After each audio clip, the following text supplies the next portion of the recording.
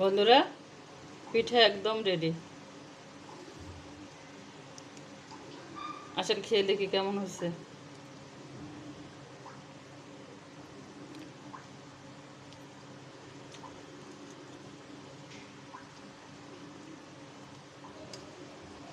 মজা হয়েছে বন্ধুরা,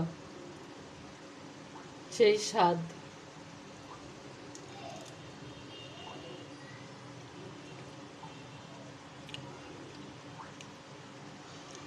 শীতও পড়ছে, সেরকম কনকনে শীত। আর কনকনে শীতের ভিতরে এরকম মিষ্টি জিনিস খুব মজা লাগে। গরম গরম যেরকম মজা, তার থেকে ঠান্ডা হলে বেশি মজা লাগে।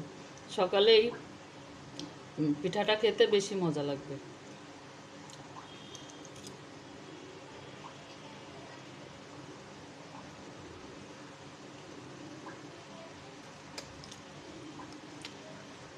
আমি পিঠাটা কিভাবে রান্না করলাম, আমার পুরো ভিডিওটা একবার দেখে নেবেন বন্ধুরা।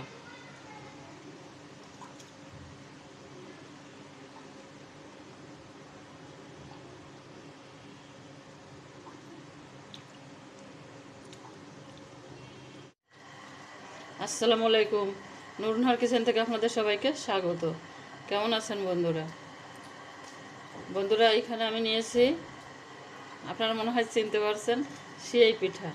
সেই পিঠা আমি পিঠাটা কীভাবে বানায় তো অনেকে জানেন, নতুন যারা তারা হয়তো জানেন না। নতুন সংসার যাদের, পিঠাটা আটা সিদ্ধ করে নিতে হয়, চালের গুঁড়ি সিদ্ধ করে তারপরে ভালো করে হাতে আটাটারে ভালো করে মাখিয়ে নিতে হয়।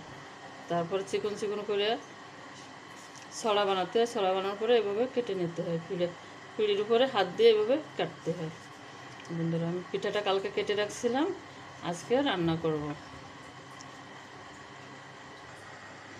বন্ধুরা, এখানে আমি রস নিয়েছি।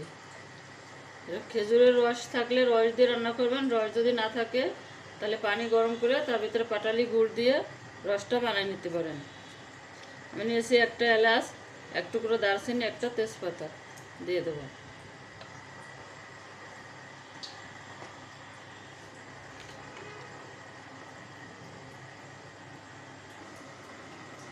বন্ধুরা, রসটা দেখেন ফুটে গেছে।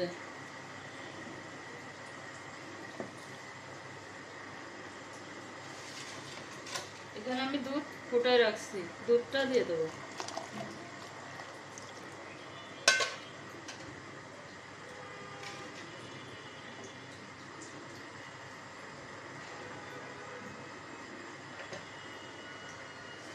অপেক্ষা করব রস দুধ দুইটা মিলে একসাথে ফোটার জন্য। বন্ধুরা, রস ফুটে গেছে, এবার আমি পিঠাগুলো দিয়ে দেবো। অল্প অল্প করে এভাবে দেবো আর নাড়তে থাকবো।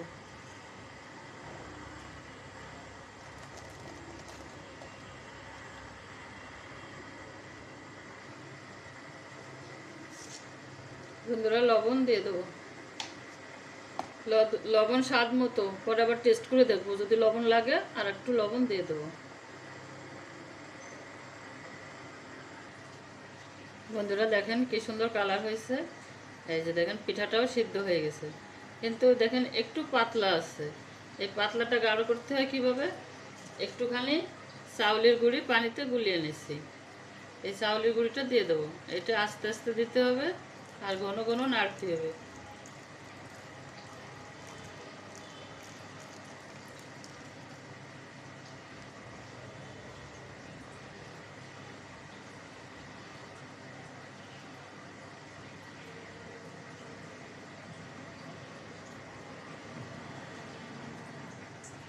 বন্ধুরা, চাউলের গুঁড়িটা দেওয়ার পরে দেখেন এই যে গাঢ় হয়ে উঠছে। এখন আমি 5 মিনিটের মতো রান্না করব। দিয়ে দেবো নারকেল কুড়া। এখানে একটা নারকেল কুড়া আছে।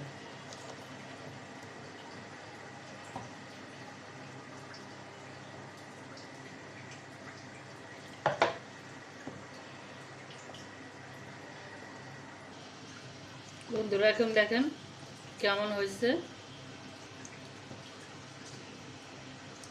এখন বন্ধুরা, রান্না হয়ে গেছে, আমি নামাই নেব।